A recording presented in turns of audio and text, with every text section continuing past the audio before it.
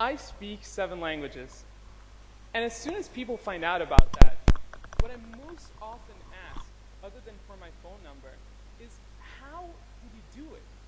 How did you go about learning all these different languages? Well, today I'm going to share with you some answers. So my phone number is 212. I'm just kidding. See, I was raised as a polyglot, and by the time I turned 18, I could speak already 4 different languages. And then, for the subsequent 3 years, I learned 3 additional languages. And it's about those 3 years that I want to talk about. Because my language acquisition process was very different from that of my peers. In that it was never this stressful, strenuous, difficult, seemingly impossible task, but rather something enjoyable, fun, exciting. I loved it, every single moment of it. And I want to share with you what was it that made it so special? See, I did have a head start in that I did have these 4 languages that I spoke ahead of time. But there were also these 5 techniques, 5 skills, if you will, that I used that made the language learning process so much easier. And it's about those 5 techniques that I want to talk about. So, let's dig right in. And for the first one, the first thing that we've got to do is to take a very deep breath.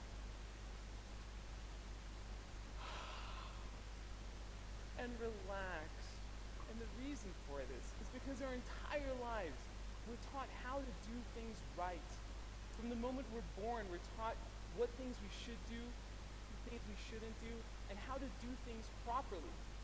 Well, when it comes to language learning, the golden rule of language learning, the most important thing is to get things wrong, to make mistakes. And that is the first rule. Let me explain to you why. See, when we know languages, we know a whole collection of sounds and a whole collection of structures, which combined make what I like to call, and for the purpose of this presentation, our language database. And our language database will contain all the sounds and structures that we know. However, there's a whole family of sounds and structures that are beyond our database. And for us to be able to embark on those, and to be able to explore those, there's nothing within our database, nothing within our knowledge that will tell us when we're getting these structures right. Nothing to tell us when that sound is precise. Let's say we're going to explore this one specific sound. There is nothing in our database. When we're saying it, we could say it perfectly, but in our minds, it will sound like a mistake. So you know that queasy feeling that we feel, that insecure thing when we feel like we're doing something wrong?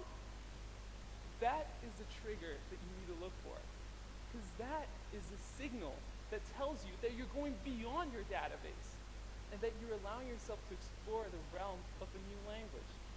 Let me show you how this works in practice. So let's say we're going to go and learn the word door in Spanish. So the word door in Spanish is puerta. So for puerta, we've got a few sounds that exist in English. So the pu, e, and the ta. However, when it comes to the r, that sound is not in our database. The rrr, the rolled R does not exist in the English sound database. And it's a little bit on the outside. So if we allowed ourselves to bridge through our database and to really break through and to make the mistake, we could make sounds like the rrr. But instead, what sometimes happens is that we get the closest relative of it that is within the database, and that is the R sound. And that R sound makes something that sounds like puerta, which doesn't mean a thing in Spanish. It actually doesn't sound too charming, and it doesn't tell you too much. So for the first technique, allow yourself to make that mistake so that sounds like puerta can come out. And now let's go to the second one. For the second one, I'm going to need some of your collaboration. We are going to read these 4 beautiful words, and on the count of 3. So let's start with the first one. On the count of 3. 1, 2, 3. Mao, perfect. The second one. 1, 2, 3. Perfect. Third one. 1, 2, 3. Perfect. And the fourth one. 1, 2, 3. Oh, Let me show you what happened when we did this. We get these four words and we put them through a sort of American English filter. And we get something that looks kind of like this. Um, and I'll tell you the results of that. So for the first one, mão, which means hand in Portuguese, we put it through the filter, we get mau. For the second one, we get coco, which is coconut in Portuguese, or coco, which means poop. We put it through the filter and we get a warm cup of cocoa. And for the fourth one, we have huo, which means fire in Chinese. And we get, if you're feeling really creative, maybe a dude doing karate. But anyways, they don't tell you much about how these things are pronounced. And if you think it's only one way, only if you're going from English to a different language, think about non-native speakers and try to explain to them that this is pronounced though, and that this is pronounced thought, and that even though they look almost identical, they have nothing to do with one another. Or try to explain to them that this is enough and that this is just simply wrong. See, there is nothing useful about using that foreign alphabet when you're trying to learn the language. Why? Because it will give you wrong signals. So what is the second technique? Scrap it. Scrap the foreign alphabet. Let me give you an alternative of how you can go about this. This is a Brazilian currency, and it's spelled like this. So on the count of three, can we all say the name of this currency? 1, 2, 3. We have some people who know the spelling. Yeah, real for the most part. And as useful as this might seem, it doesn't tell you a single thing. And when you're speaking Portuguese, real means nothing. Let me give you an alternative. See, in Portuguese, the way that you say real is real. So let me teach you how to say it. So on the count of three, let's say he. So it's he, but without the e sound. So 1, 2, 3, he. Perfect. And now let's say ow. It's like ouch, but without the ch sound. So it's ow. 1, 2, 3. Perfect. So he. Ow. He. Ow. He. Ow. He. Ow. He. Ow. Perfect. Now you all sound like passionate Brazilian capitalists. And so why would we go and use something that looks like this, that looks real, when instead you can use something that looks like this and gives you so much more information about how to say something in a foreign language?